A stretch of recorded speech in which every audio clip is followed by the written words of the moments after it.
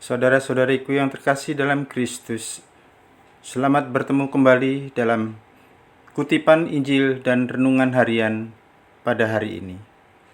Salam sejahtera buat saudara-saudari semua dimanapun Anda berada. Damai dan sukacita oleh Roh Kudus melimpahi dalam hati dan kehidupan saudara-saudari semua. Amin.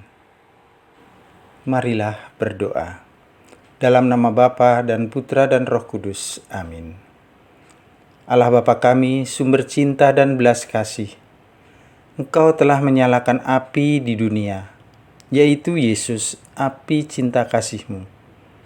Kami mohon semoga cinta dan belas kasih-Nya melepaskan kami dari segala dosa. Utuslah Roh-Mu dan tinggal di dalam hatiku. Dengan demikian, aku dapat menempuh hidup ini dalam bimbingan dan penyertaan Roh Kudus, dan olehnya dibawa kepada kekudusan dalam Yesus Kristus Putra-Mu, Tuhan dan Juru Selamatku, kini dan sepanjang masa. Amin. Bacaan pertama dikutip dari kitab Yesaya, bab 7 ayat 10-14. Tuhan berfirman kepada Raja Ahaz, "Mintalah suatu pertanda dari Tuhan Allahmu, entah itu suatu dari dunia orang mati paling bawah, entah sesuatu dari tempat tertinggi yang di atas." Tetapi Ahaz menjawab, "Aku tidak mau minta, aku tidak mau mencobai Tuhan." Lalu berkatalah Nabi Yesaya, "Baiklah, dengarkan, hai keluarga Daud. Belum cukupkah kamu melelahkan orang sehingga kamu melelahkan Allahku juga? Sebab itu, Tuhan sendirilah yang akan memberikan kepadamu suatu pertanda. Sungguh-sungguhnya seorang perempuan muda mengandung dan akan melahirkan seorang anak laki-laki, dan ia akan menamai dia Immanuel." Demikianlah sabda Tuhan. Syukur kepada Allah. Mazmur tanggapan. Refrain, Tuhan akan datang, Dia sendirilah Raja kemuliaan. Milik Tuhanlah bumi dan segala isinya, jagat dan semua yang diam di dalamnya. Sebab Dialah yang mendasarkan bumi di atas lautan dan menegakkan di atas sungai-sungai. Refrain, Tuhan akan datang, Dia sendirilah Raja kemuliaan. Siapakah yang boleh naik ke gunung Tuhan? Siapakah yang boleh berdiri di tempatnya yang kudus?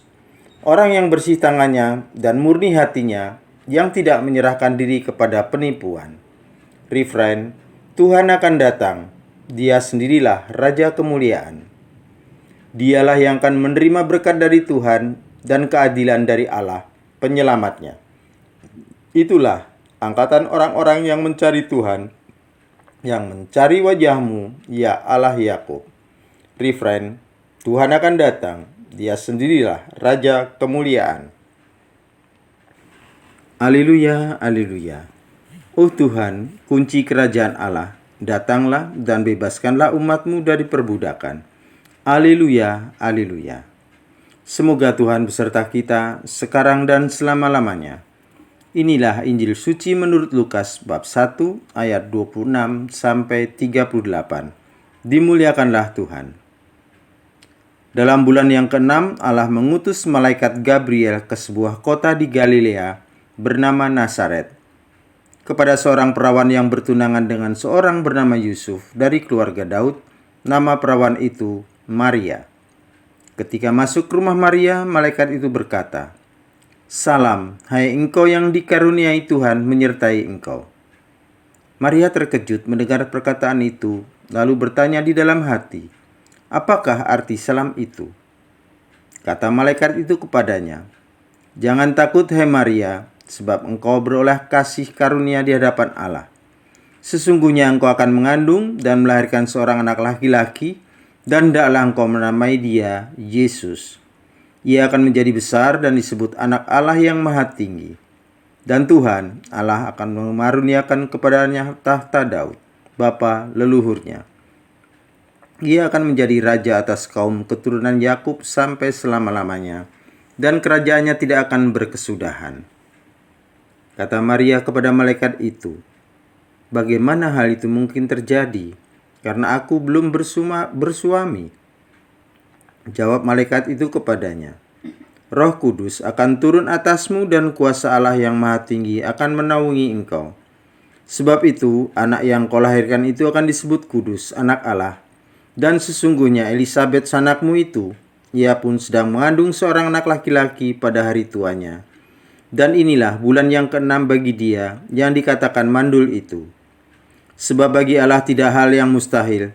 Maka kata Maria, sesungguhnya aku ini hamba Tuhan, terjadilah padaku menurut perkataanmu. Lalu malaikat itu meninggalkan Maria. Demikianlah sabda Tuhan. Terpujilah Kristus. Saudara-saudariku yang terkasih, seperti apa pun bayangan kita atau imajinasi kita, yang jelas diceritakan oleh penginjil Lukas adalah malaikat mendatangi Maria dan memberitakan kabar bahwa ia akan mengandung seorang anak laki-laki. Fokus penginjil Lukas bukan pada perkara historis, namun penginjil Lukas hendak menunjukkan bahwa di dalam perkabaran itu peran Allah adalah fokus kabar yang disampaikan kepada Maria. Allah yang mempunyai inisiatif dan Allah yang akan mendampingi Maria sampai kesudahannya. Allah yang menjadi jaminan atas kabar yang mengejutkan Maria itu. Maria bisa saja menolak dan tidak mau menerima kabar dari malaikat itu.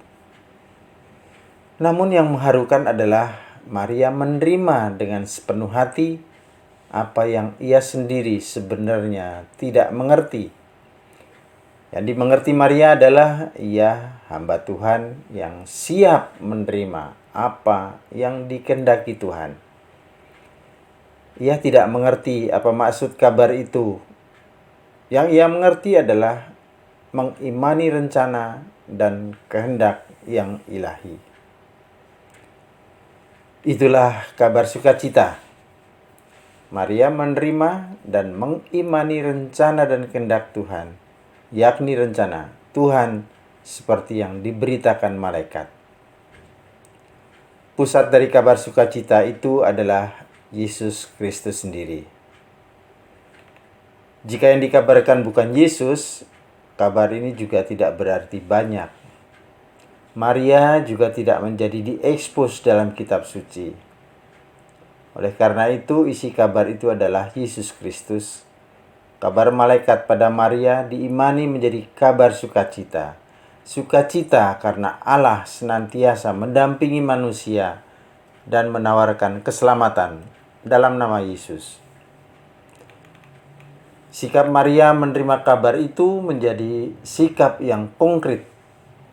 Bagaimana sukacita itu menjadi sikap seorang beriman Kristiani? Dalam situasi dan kondisi apapun diri kita, sukacita dalam Tuhan menjadi sumber harapan bagi hidup kita pada masa yang akan datang. Sukacita itu tidak jauh dari diri kita. Sukacita itu menjadi penuh karena dalam nama Yesus Kristus kita menerima rencana dan kehendak Tuhan dalam kehidupan kita. Meskipun tidak mengerti, Maria menerima kabar itu dan memelihara dalam hidupnya. Demikian pun dengan kita semua sebagai seorang beriman, kita juga meneladani apa yang dilakukan Maria. Menerima Yesus dalam hidup kita dan tetap memelihara hidup kita sebagai bagian rencana keselamatan Allah. Tetap semangat, tanpa sambat, selamat berkarya, sehat dan bahagia selalu, berkah dalam. Tuhan memberkati. Amin. Kemuliaan kepada Bapa dan Putra dan Roh Kudus, seperti pada permulaan, sekarang, selalu, dan sepanjang segala abad. Amin.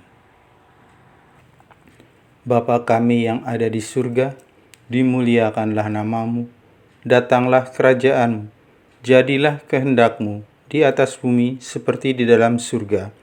Berilah kami rejeki pada hari ini, dan ampunilah kesalahan kami, seperti kami pun mengampuni yang bersalah kepada kami. Dan janganlah masukkan kami ke dalam percobaan, tetapi bebaskanlah kami dari yang jahat. Amin. Dalam nama Bapa dan Putra dan Roh Kudus. Amin.